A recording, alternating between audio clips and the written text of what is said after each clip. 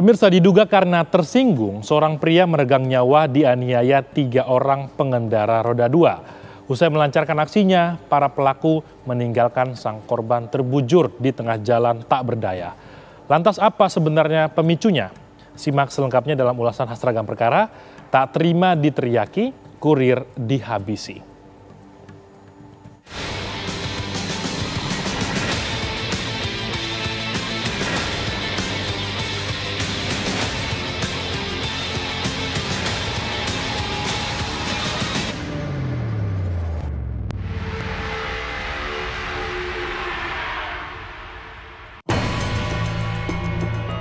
Joko Wibowo, pria berusia 31 tahun, warga Kalibaru, Tridaya, Tambun, Selatan, Bekasi, Jawa Barat ini meregang nyawa usai dianiaya. Aksi penganiayaan terhadap Joko terekam kamera CCTV yang terpasang di perumahan Mangun Jaya 1. Dalam rekaman kamera pengawas, Joko yang berprofesi sebagai kurir perusahaan jasa antar barang ini awalnya nampak dianiaya oleh satu orang. Tak berselang lama, datanglah satu orang yang turut melakukan penganiayaan.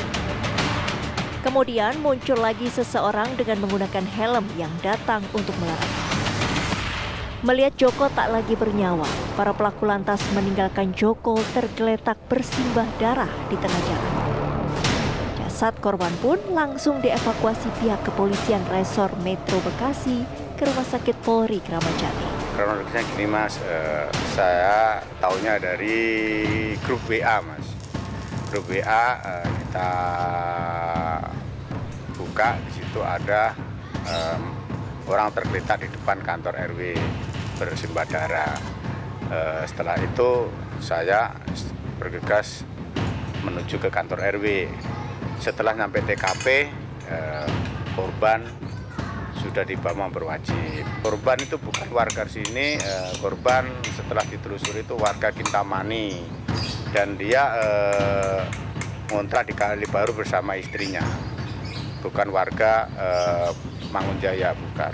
Setengah satu itu dia izin mau keluar, mau beli sopel karena di rumah tuh banyak nyamuk, anaknya nggak bisa tidur, sekalian mau isi bensin di pom Mangun.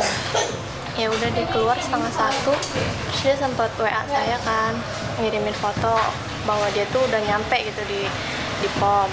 Kata dia WA-nya jam 12.47. Kata saya udah jangan lupa sopelnya, kata gitu. Kata dia iya. Pas jam 1 saya WA, kok lama banget gitu, udah pada bentol nih, kata saya gitu ya. Kemana sih lu, kata saya gitu. Terus kata nggak dibales, terus saya telepon nggak diangkat, telepon WA nggak diangkat, telepon biasa juga nggak diangkat. Saya ketiduran tuh. Pas jam 2 saya telepon udah nggak aktif, saya WA juga nggak aktif. Ya pas sekitar jam 2:30 saya dibangunin sama tetangga saya. Katanya teh, iya ada apa? Abo katanya ini kena begal, katanya gitu, kebacok. Ya Allah, kata saya, di mana? Di Mangun teh. Sekarang di mana bonya? Udah dibawa ke RSUD, kata gitu. Dari hasil olah tempat kejadian perkara, polisi menduga penganiayaan dipicu hanya lantaran para pelaku tersinggung dengan perkataan korban. Saya membenarkan bahwa benar terjadi penganiayaan yang mengakibatkan orang meninggal dunia pada jam 01 di hari. Korban hanya satu dan pelaku diperkirakan 3 orang. 3 orang pelaku ya, Dan ya? Iya, diperkirakan 3 orang. Ini tawuran atau apa sih, Dan? Oh, bukan. Tidak ada tawuran.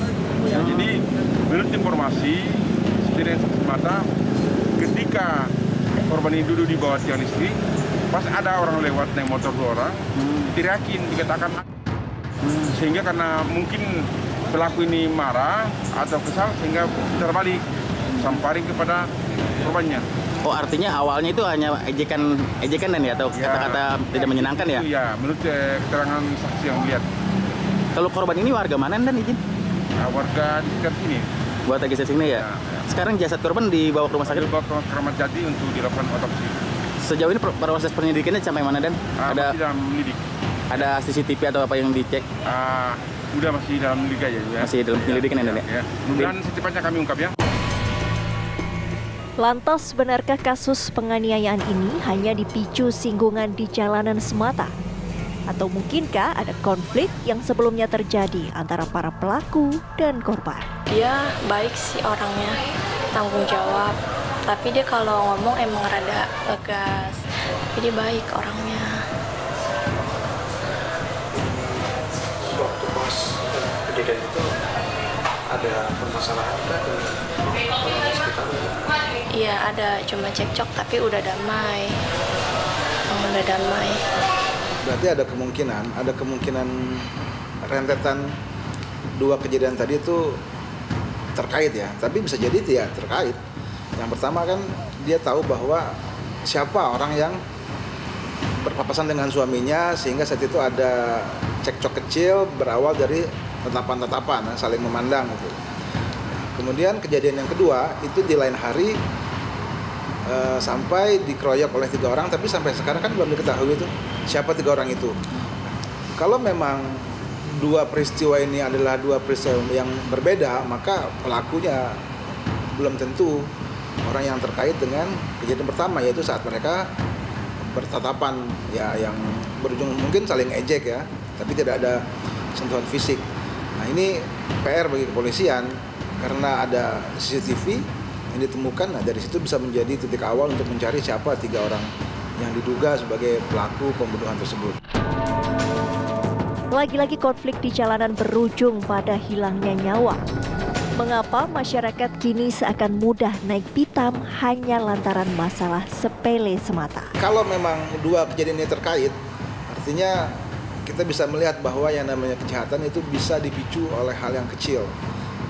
Seperti tatapan, saling melihat, kemudian yang satu tidak suka dilihat, yang satu juga mudah emosi. Nah ini kembali ke manusianya lagi masing-masing, bahwa kita sebagai orang ya, ketika kita berjalan, kita bergaul, kita mesti menjaga sikap, karena sikap yang kurang baik itu bisa memicu kejahatan yang nggak kita sangka-sangka ya, seperti ketika kita bergaul mungkin kita lewat di pasar atau tempat-tempat yang bukan tempat di mana kita biasa tinggal. Artinya lingkungan yang baru, ada masyarakat yang baru, ada kelompok yang baru, dari situ bisa muncul sebuah kejadian yang akan merugikan kita apabila kita tidak bisa menjaga sikap, menjaga diri, serta tidak mengenal lingkungan. Karena kejahatan itu tidak bisa dibilang memiliki faktor yang cukup banyak. Tidak bisa diprediksi bahwa jika begini maka begitu. Dan di antara sebab yang paling sering menjadi pemicu terjadinya kejahatan itu ketidakmampuan seseorang untuk mengontrol emosinya.